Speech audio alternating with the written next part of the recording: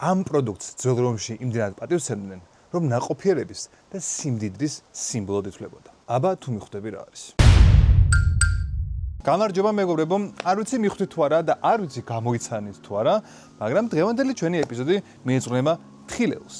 ვიცით რომ თხილეული ისედაც ძალიან ნუტრიენტულად დატვირთულია, აქვს ცხიმები, აქვს ცილები და არის ძალიან სასარგებლო. და თან არის ძალიან გემრიელიც. ამ გემრიელი და საოცარი თხილისგან, რომელსაც ქვია პეიმანი, ჩვენ დღეს გავაკეთებთ საოცარ დესერტებს. დღეს ჩვენ გავაკეთებთ 3 დესერტს.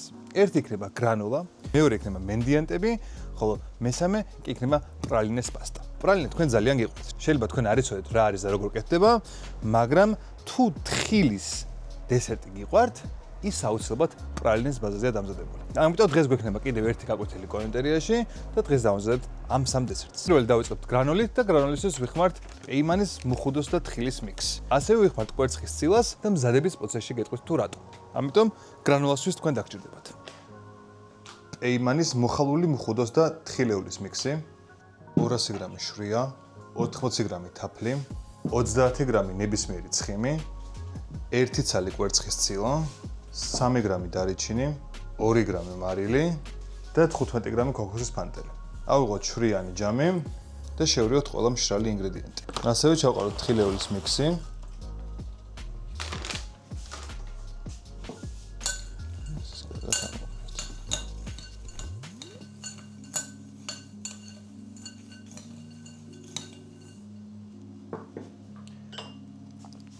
ეხლა დავამატოთ თაფლი. კარგად გადავანაწილოთ. შემდეგ დავამატოთ ზეთი და 1 ცალი კვერცხის ცილა. კვერცხის ცილას იმიტომ ვამატებთ, რომ გრანულა არ დაიშალოს და იყოს მჭიდრო და შეკრული. და კარგად ამოვარიოთ ესე, რომ ყველგან გადაანაწილდეს თაფლიც, ზეთიც და კვერცხიც. მთლიანად უნდა დასრულდეს ეს შეგვიძლია. მოდარწმუნებით, რომ უკვე მთლიანად სველი არის ჩვენი გრანულა. შეგვიძლია უკვე გადავიტანოთ საცხობ ფორმაზე და გამოვაცხოთ.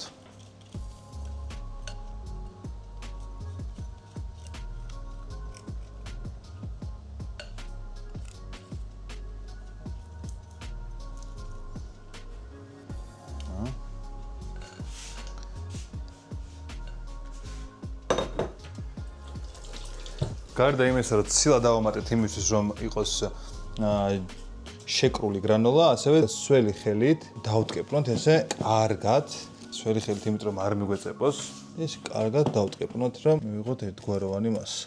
ესეც ესე. ეხლა შევუშვათ 160 გრადუსზე დაახლოებით 15-20 წუთი. და აი ესეც ესე გამოცხვა ჩვენი გრანოლა. და ეხლა ძალიან მნიშვნელოვანია, რომ მთლიანად გავაცივოთ, რომ აი ეს დიდი ნატეხები შევინარჩუნოთ. ამიტომ ხელი არ მოვკიდოთ, სანამ მთლიანად არ გაცივდება.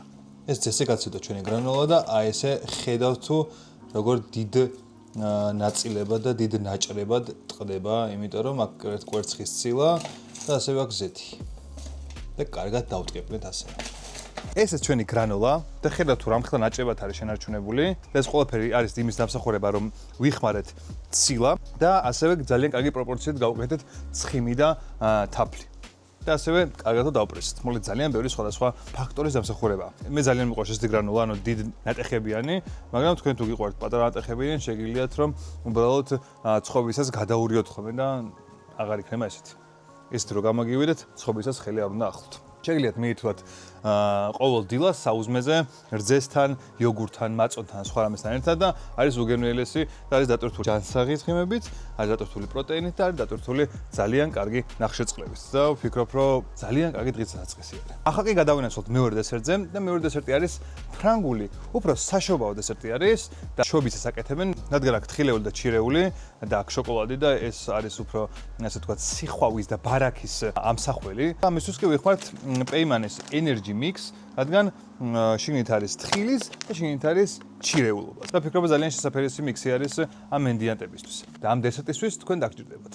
დაგჭირდებათ პეიმანის energy mix-ი, 150 გრამი შავი შოკოლადი და მწიკვი მარილი. პირველ რიგში შოკოლადი უნდა გავადნოთ 4 ქლის აბაზანაზე.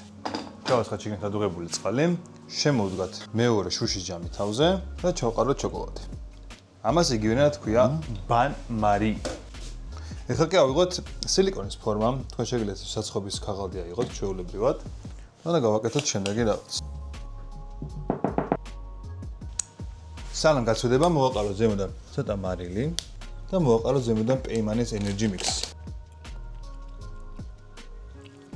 და ეხლა შეგვიძლია შევენახოთ მათ სიუაშო კარგად გაცივდეს და დაახლოებით 20-25 წუთში გვექნება შესანიშნავი თხილიანი შოკოლადი. აი გამყარდა ჩვენი შოკოლადი და შეგვიძლია ესე ავაწყოთ და მივიღებთ აი ესეთ საოცარ ულამაზეს და რა თქმა უნდა უგემრიელეს შოკოლადის ფილებს, რომლითაც შეგიძლიათ გავმასპინძლოთ თქვენს მეგობრებს და სტუმრებს. და მეთანხმებით რომ ვიზუალურად არის ძალიან ლამაზი და უმარტივესი გასაკეთებელია და რატომაც არა როცა შეგვიძლია რომ გავმასპინძლოთ მარტივად სტუმრებს, გავმასპინძლოთ მარტივად. და ბოლოს გადავიდეთ მესამე დესერტზე, რომელიც არის პრალინეს პასტა და ჩემი ერთ-ერთი ყველაზე საყვარელი საკონდიტრო ნაწარმი არის. და პრალინეს პასტის შექმნის ისტორია, რა თქმა უნდა, უკავშირდება შეცდომას.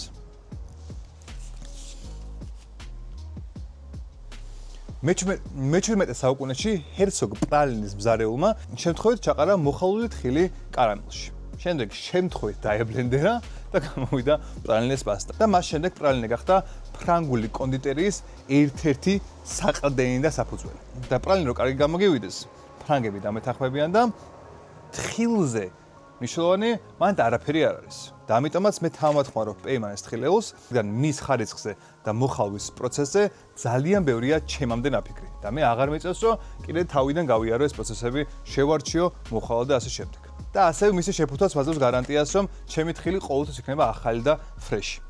და რა თქმა უნდა მის შეძენა შეგიძლიათ ნიკორა სუპერმარკეტში. ეხლა ვნახოთ თუ რა შეცდომა დაუშვა ჰერცოგ პრალინეს ბზარეულმა მე-17 საუკუნეში. პრალინეს პასტისთვის თქვენ დაგჭირდებათ პეიმანის მოხალული მარილიანი ნუში და 100 გრამი შაქარი. ავიღოთ ქვაბი და ჩავყაროთ შენით ერთ ფენად შაქარი, რომ დავიწყოთ კარამელიზაცია. ოდნავ დაიწყებს აი ესე გათხევადებას შაქარი, შეგვიძლია დავამატოთ შემდეგი ფენაც. ეს ნელ-ნელა დაიწყებს კარამელიზაციას და ეხლა დავაცადოთ რომ მთლიანად კარგად გათხევადეს ჩვენი შაქარი. ეხლა ავიღოთ დაფა, ავიღოთ საცხობი თაღალდი.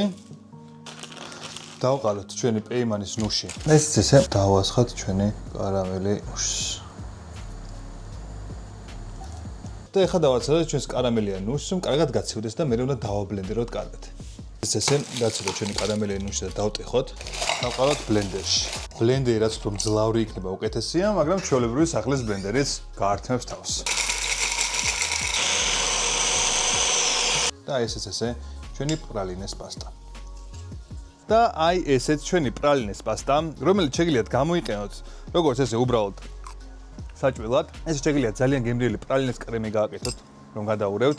ასევე შეგიძლიათ რომ ზევიდან დესერტებს წაუსვათ, შეგიძლიათ ორცხობილას გადაუსვათ, შეგიძლიათ შოკოლადის კარაქთან საჭამოთ, შეგიძლიათ ბევრი გამოყენება აქვს. როგორც ხედავთ, როცა გაქვთ სწორი ინგრედიენტები და გაქვთ ცოდნა, არაფრიდან შეგიძლიათ გამოიყენოთ ზოგჯერ ძალიან გემრიელი და ვიზუალურად დახვეწილი პროდუქტი. და თუ მოგეწონათ დღევანდელი ჩემი რეცეპტები და მოგეწონათ ჩემი დღევანდელი ვიდეო, გთხოვთ გამოეწუროთ ჩემი არხი, დაალაიქეთ ეს ვიდეო და თუ ძალიან მოგეწონა, გთხოვთ რომ გააზიაროთ. თუ რამეს გააკეთებთ ამ ვიდეოდან, ძალიან გამახარეთ და უფრო მეტ мотиваციას მომცემთ. ეხლა კი დაგემშვიდობებით.